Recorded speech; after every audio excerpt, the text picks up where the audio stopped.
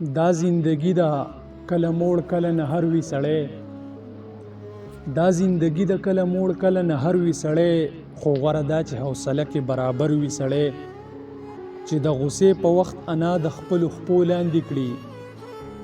زما یقین دی چې به ډېر زیات بهادر وي سړی.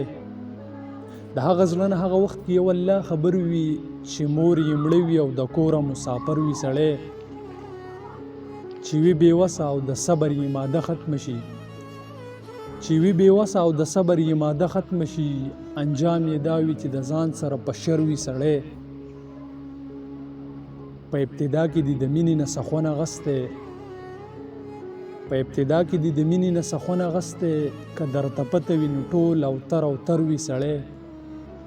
دا قدرتي حسن هر زړه راکاږي ځان طرف ته، دا قدرتي حسن هر زړه راکاږي ځان طرف ته، دانش هر څوک د حسن نه منکر وي سړی.